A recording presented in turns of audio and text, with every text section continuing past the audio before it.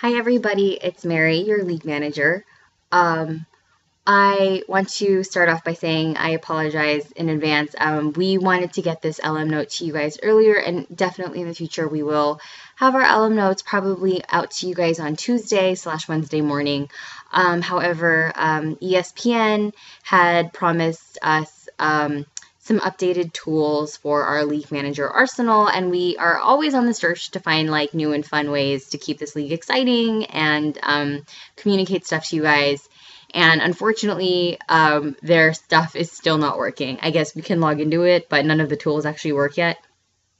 Anyway, so, oh, and then my webcam didn't work, and then Honey Boo Boo was on, and I actually couldn't miss that, so I'm really sorry. But I figured that we would just kind of update you on stuff that's going around in the league. I'm sure by now everybody has looked at their scores, so I'm not going to bother you all with a weekly recap as of right now. And again, we apologize for the glitch in the scoring. Again, beginning next week, there will not be any stuffs recorded. For those of you who don't know what they are basically when the defense stops a running play and it either results in 0 yardage or negative yardage. We were getting points for that last year, and it kind of screwed up the scoring and was actually hard to quantify, and a lot of scores would change kind of magically overnight, so we're just not going to do that this year. Dues. Everybody should have gotten an email about dues today from Susie. They are due on the 20th. If you do not pay the $20 buy-in by then, there is an $11 late fee, which is ridiculous. So pay your dues. Don't be that guy that doesn't pay their dues. There is a game tomorrow on, it's the Patriots versus the Jets. So if you have anybody on either of those teams that you're considering starting, please go ahead and make sure that you get that done.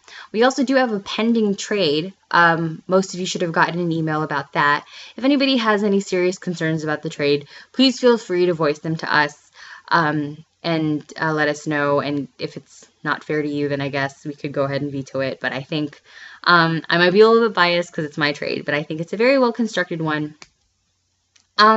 Future note about trades. The general standing trade review period is 3 days, but if you do need that trade processed because you have a game coming up, for example, Julian Edelman is involved in this trade and he plays tomorrow. We can't wait the 3 days.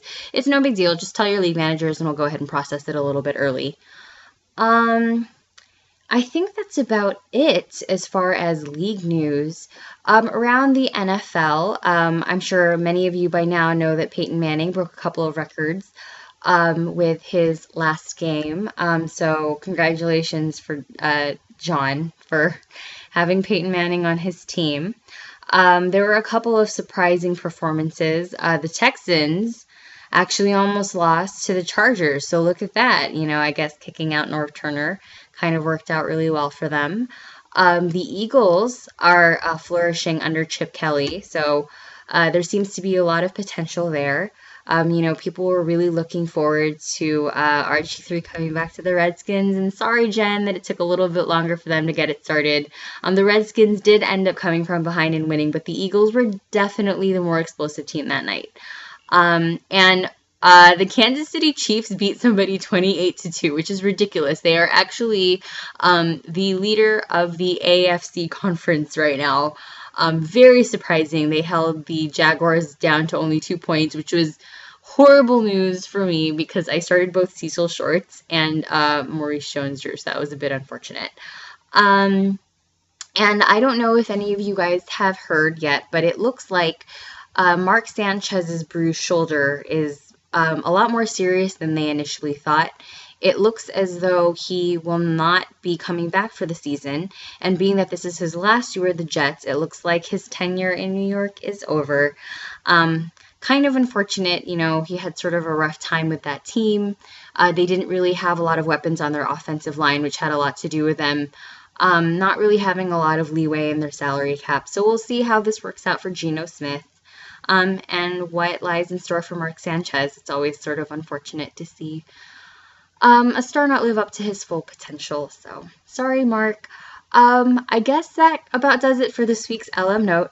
We should have a couple more announcements next week as JJ and Susie and I figure out how to best utilize the Fantasy Football League toolkit and such. So that's some exciting news there. But yeah, basically pay your dues, set your lineup, and have some fun. Thanks, everybody.